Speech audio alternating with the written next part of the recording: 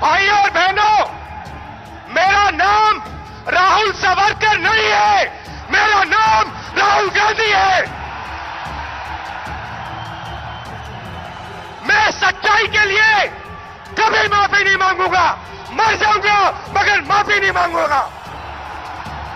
तो दोस्तों, अगर आपको भी ऐसा लगता है कि गरीबों के मोर्चे पर मोदी सरकार विफल रही है तो आप अभी इस वीडियो को लाइक कीजिए और इस लाल बटन को दबा के इस चैनल को फ्री में सब्सक्राइब करके घंटी बजाइए और कमेंट में लिखिए जय हिंद। रुख करते हैं पहले खबर की तरफ। राहुल गांधी ने कहा, अहंकार अक्षमता के घातक मिश्रण का परिणाम है मौजूदा राजनीति। जी हां दोस्तों, कांग्रेस के पूर्व अध्यक्ष राहुल गांधी ने देश में कोरोना वायरस के संक्रमण के मामलों में लगातार हो रही बढ़ोतरी को लेकर शुक्रवार को नरेंद्र मोदी सरकार पर निशाना साधा और आरोप लगाया कि यह भयावह त्रासदी अहंकार एवं अक्षमता के घातक मिश्रण का परिणाम है। उन्होंने ट्वीट किया, भारत एक गलत प्रतिस्पर्धा जीतने के लिए मजबूती से आगे बढ़ रहा है। यह भयावह त्रासदी अहंकार और अक्षमता के घातक मिश्रण का परिणाम है। कांग्रेस नेता ने पिछले कुछ दिनों में कोरोना वायरस के मामलों में वृद्धि और कोविड-19 के संक्रमण के संदर्भ में भारत के दुनिया में चौथे स्थान पर पहुंचने से जुड़ा एक ग्राफ भी शेयर किया।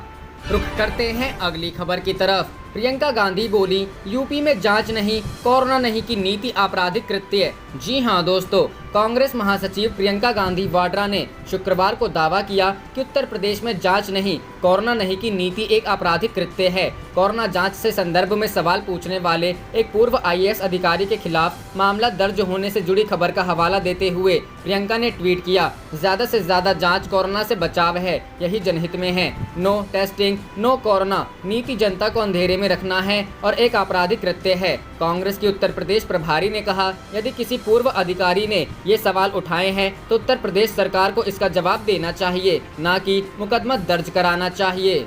रुख करते हैं अगली खबर की तरफ। विधायकों की खरीद फरोख्त धमकी के खिलाफ चुनाव आयोग पहुंची कांग्रेस। जी हां दोस्तों, कांग्रेस ने गुजरात के राज्यसभा चुनाव में भाजपा पर विधायकों को पैसे के बल पर खरीदने और गंभीर भ्रष्ट आचरण का आरोप लगाते हुए चुनाव आयोग का दरवाजा खटखटाया है। पार्टी ने आयोग से इसमें तत्काल सख्त कार्रवाई की मांग करते हुए कहा है कि भाजपा खरीद फरोख्त ही नहीं, कांग्रेस विधायकों को झूठे मुकदमे में फंसाकर राज्यसभा सीट जीतने के लिए उनका इस्तीफा कराना चाहती है। विधायक तोड़ने के इस खेल के खिलाफ चुनाव आयोग के तत्काल कार्रवाई नहीं करने की स्थिति में कांग्रेस ने शीर्ष अदालत में इस मामले को ले जाने की भी चेतावनी दी है। कांग्रेस के वरिष्ठ नेता अहमद पटेल, अभिषेक सिंघवी, रणदीप सुरजेवाला, शक्ति सिंह गोहिल, राजीव सातव और अमित चावड़ा की ओर से सत्ता का दुरुपयोग कर विधायकों की तोड़फोड़ करने की शिकायत शुक्रवार को चुनाव आयोग में दी गई। इसमें मार्च महीने से ही एक एक कर कांग्रेस के 8 विधायकों को पैसे के प्रलोभन या फिर सत्ता के चाबुक के भय से इस्तीफा दिए जाने की बात का जिक्र किया गया है। ताज़ा वाकये के तहत कांग्रेस के एक और विधायक पूंजा भाई वंश को झूठे मुकदमे में फंसाकर इस्तीफा दिलाने के लिए किए जा रहे प्रयासों का उदाहरण देते हुए आयोग से इसे तत्काल रोकने की मांग की गई है। चुनाव आयोग से न्याय नहीं मिला तो कांग्रेस जाएगी सुप्रीम कोर्ट। पार्टी प्रवक्ता वरिष्ठ वकील अभिषेक सिंघवी ने इस मुद्दे पर प्रेस कॉन्फ्रेंस करते हुए कहा कि चुनाव आयोग से तत्काल न्याय नहीं मिला तो कांग्रेस पार्टी संविधान की आत्मा और कानून के साथ भाजपा की इस नापाक हरकत के खिलाफ सुप्रीम कोर्ट तक जाएगी। उन्होंने कहा कि भाजपा ने गुजरात में चुनाव की पूरी प्रक्रिया को भ्रष्टाचार से लिप्त कर दिया है। पार्टी हर हाल में, चाहे पैसे के दम पर हो या सरकार की एजेंसियों का दुरुपयोग कर, राज्यसभा की एक अतिरिक्त सीट जीतना चाहती है, जबकि विधानसभा के मौजूदा गणित के हिसाब से कांग्रेस और भाजपा को 2-2 सीट मिलनी चाहिए। लोकतंत्र की मर्यादाओं की धज्जियां उड़ाने का आरोप। गुजरात के राज्यसभा चुनाव में लोकतंत्र मर्यादाओं की धज्जियां उड़ाने का आरोप लगाते हुए सिंघवी ने कहा कि सत्ता लोलुपता में भाजपा इतनी मस्त है कि उसे संविधान की आत्मा की कोई परवाह ही नहीं। उन्होंने चुनाव आयोग का ध्यान इस ओर दिलाया कि सत्ता का जिस तरह इस्तेमाल किया जा रहा है उसमें कोई लेवल प्लेइंग फील्ड नहीं है, जो निष्पक्ष और पारदर्शी चुनाव की बुनियादी शर्त है। साथ ही गुजरात में दल बदल कानून की 10वीं अनुसूची की धज्जियां उड़ाई जा रही हैं। विधायक पूंजा भाई को बेवजह बरसों पुराने उस मामले में जिसमें उनका कहीं कोई नाम नहीं, बार बार पुलिस थाने में बुलाकर इस्तीफा देने का दबाव डाला जा रहा है। सिंघवी ने कहा, देश में गरिमापूर्ण शासक नहीं है और कानून पालक ही इसके भक्षक बन गए हैं।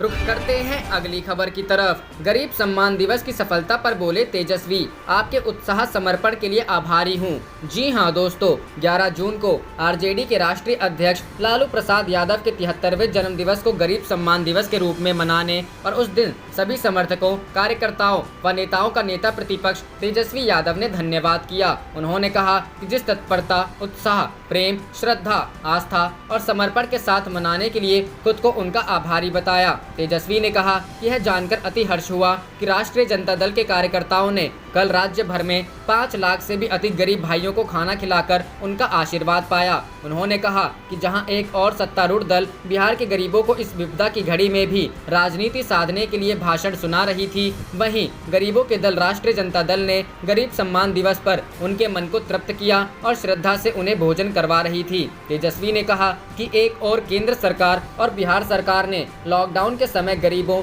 और श्रमवीरों को पीड़ा में तत्परता छोड़ दिया था। वहीं आरजेडी ने वापस लौटने वाले श्रमिकों और गरीब बिहार वासियों के लिए आरजेडी भोजनालय और लालू रसोई की व्यवस्था की। पूरे लॉकडाउन के समय बिहार भर में हमारे कार्यकर्ताओं, विधायकों व नेताओं ने अपने अपने स्तर पर गरीबों को खाद्य पूर्ति करवाकर उनकी मदद करने की कोशिश की। नेता प्रतिपक्ष ने कहा कि हमने और हमारी पार्टी के नेताओं व कार्यकर्ताओं ने देश भर के कोने कोने में फंसे 1 लाख से अधिक हमारे बिहारी श्रमिक भाइयों को स्थानीय पुलिस प्रशासन, सरकार और समाज सेवकों से संपर्क साधकर मदद पहुंचाई। उन्होंने कहा कि लालू जी की राजनीति जन सरोकार की राजनीति है, बल्कि उसे सेवा नीति कहना उपयुक्त होगा। आप सभी कार्यकर्ताओं ने लालू जी जन्मदिन को गरीब सम्मान दिवस के रूप में मनाकर और गरीबों को भोजन करवाकर उनके प्रति अपने सम्मान को उत्कृष्ट रूप से प्रदर्शित किया है। जो दल और सरकार गरीबों के संकट में उनसे मुंह मोड़े हुई थी, भाड़ा वसूल रही थी, भूखा मरता छोड़कर लाठियां बरसवा रही थी, घर आने से रोक रही थी और उन्हें हर प्रकार की यातना दे रही थी, आज अचानक चुनावी मोड में जाग गई है, करोड़ों खर्च करके वर्चुअल रैली करने लगी है। तेजस्वी ने कहा कि ऐसे संवेदनहीन लोगों के बीच आरजेडी ने संकट काल में जन सरोकार और जनहितवादी एक पृथक और सर्वोच्च स्थान बनाया है। लालू जी के जन्मदिन को गरीब सम्मान दिवस के रूप में ईमानदारी से मनाकर सभी के दिल में जगह बनाई है। रुख करते हैं अगली खबर की तरफ। महाराष्ट्र में दोबारा पूर्ण लॉकडाउन की खबरें आने के बाद उद्धव ठाकरे ने किया ट्वीट, लोगों से की यह अपील। जी हां दोस्तों, महाराष्ट्र में कोरोना वायरस के मामले 1 लाख के करीब पहुंच गए हैं और इसके बावजूद यहां तो क्या पूरे देश में कहीं भी वायरस थमता हुआ नजर नहीं आ रहा।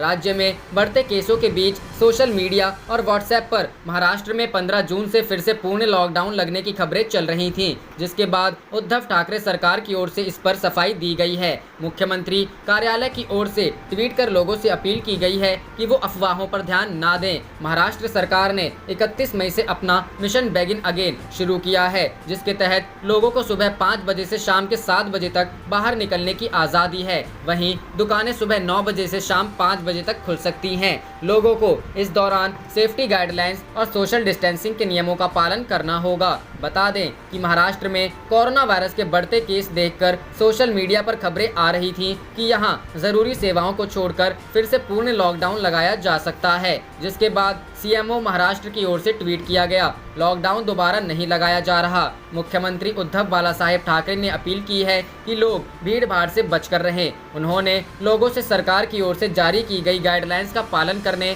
सारे जरूरी बचाव करने और अपना ख्याल रखने को कहा है। महाराष्ट्र सरकार में मंत्री आदित्य ठाकरे ने भी एक ट्वीट कर लोगों को अफवाहों से दूर रहने की सलाह दी। उन्होंने कहा, प्लीज अफवाहों पर ध्यान ना दें, फिलहाल हम अपने बिगिन अगेन मिशन पर फोकस कर रहे हैं। मुख्यमंत्री उद्धव ठाकरे जी ने लोगों से सोशल डिस्टेंसिंग का पालन करने को कहा है ताकि लॉकडाउन की नौबत ना आए। लोगों की सुरक्षा ही हमारी सबसे बड़ी प्राथमिकता और पैमाना है। बता दें कि उद्धव ठाकरे ने बुधवार को कहा था कि अगर लोगों ने सोशल डिस्टेंसिंग के नियमों का सख्ती से पालन नहीं किया तो वो लॉकडाउन में दी गई ढील को वापस ले लेंगे। उन्होंने कहा कि अगर ऐसा रहा तो लॉकडाउन लगा ही रहेगा, लेकिन उन्हें भरोसा है कि लोग सरकार की सुनेंगे क्योंकि वो उनके भलाई के लिए काम कर रही है। उनके इस बयान के बाद ही सोशल मीडिया पर पूर्ण लॉकडाउन की खबरें चलनी शुरू हुई होंगी। रुख करते हैं अगली खबर की तरफ।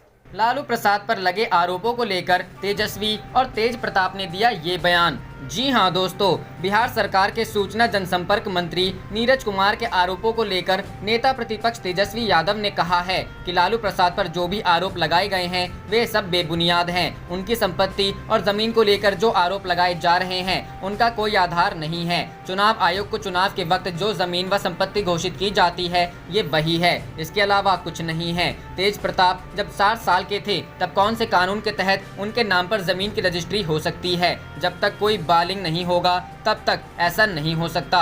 तरुण यादव तेजस्वी यादव का निकनेम है। वहीं तेज प्रताप ने भी ट्वीट कर कहा है कि चोर मचाए शोर वाली कहावत चरितार्थ हो रही है। जो लोग खुद लूटने में लगे हैं वहीं लोग आज राजद पर आरोप लगा रहे हैं। तेज प्रताप ने 4 वर्ष की उम्र में ही खरीदी जमीन। जेडीयू के वरिष्ठ नेता व राज्य सरकार के सूचना जनसंपर्क मंत्री नीरज कुमार ने लालू प्रसाद यादव के 73वें जन्मदिन पर उन पर कई गंभीर आरोप लगाए। कहा कि लाभ लो जमीन दो की नीति पर चलते हुए लालू प्रसाद ने अपने सगे भाई भतीजे और अपने गांव फुलवरिया के लोगों को भी नहीं छोड़ा। नीरज कुमार ने दस्तावेजों के आधार पर खुलासा किया कि लालू प्रसाद ने अपने सगे बड़े भाई स्वर्गीय मंगरू यादव के बेटों से 4 नवंबर 2003 को अपने बेटे तेज प्रताप यादव के नाम पर 8 कट्टा 17 धुर जमीन लिखवा ली। मंत्री ने दावा किया कि तेज प्रताप व तेजस्वी यादव के अलावा तरुण कुमार यादव के नाम पर भी रजिस्ट्री कराई गई। मंत्री ने कहा कि 1989 में पैदा हुए तेज प्रताप के नाम से 1993 में यानी मात्र 4 वर्ष की उम्र में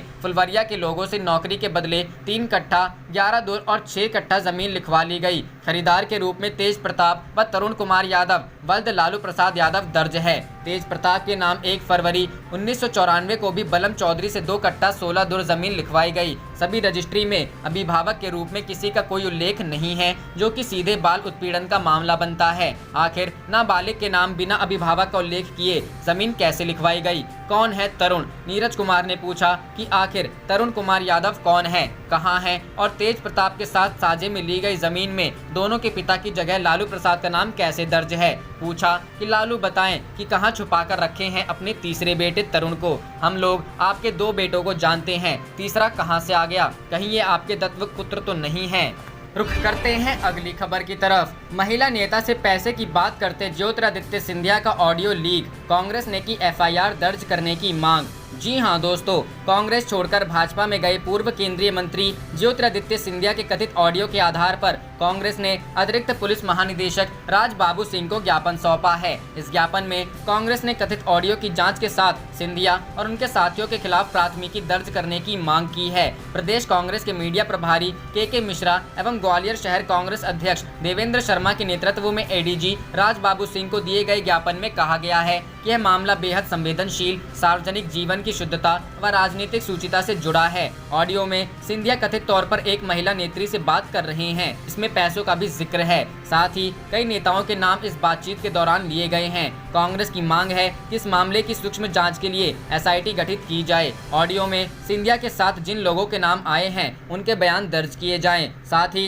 पुलिस आवश्यक कार्रवाई करे। इससे पहले मुख्यमंत्री शिवराज सिंह चौहान का एक ऑडियो वायरल हुआ था, जिसमें वह कहते सुने जा रहे हैं कि सिंधिया के सहयोग के बिना कांग्रेस की सरकार को गिराना संभव नहीं था। मध्य प्रदेश में कांग्रेस की नजर भाजपा के असंतुष्टों पर। दूसरी ओर मध्य प्रदेश में 24 विधानसभा क्षेत्रों में निकट भविष्य में उपचुनाव होना है। ये उपचुनाव कांग्रेस और भारतीय जनता पार्टी दोनों के लिए बड़ी चुनौती बने हुए हैं। इनमें 22 पूर्व विधायकों के दल बदल लेने से कांग्रेस के सामने जाने पहचाने चेहरों का संकट खड़ा हो गया है। लिहाजा उसने भाजपा के असंतुष्ट नेताओं पर नजर पैनी कर दी है। ऐसा इसलिए क्योंकि 22 विधानसभा क्षेत्रों से कांग्रेस के जाने पहचाने चेहरे भाजपा में शामिल हो चुके हैं। कांग्रेस के जिन 22 पूर्व विधायकों ने पार्टी छोड़ी है, इनमें से कई ऐसे नेता हैं जो एक बार से ज्यादा विधायक चुने जा चुके हैं और इन नेताओं ने अपने क्षेत्र में दूसरा कांग्रेसी नेतृत्व पैदा ही नहीं होने दिया। कांग्रेस के सामने यही सबसे बड़ा संकट है कि वह किस नए चेहरे पर दाव लगाए। यही कारण है कि कांग्रेस ने भाजपा के असंतुष्टों से करीबी बनाना शुरू कर दिया है।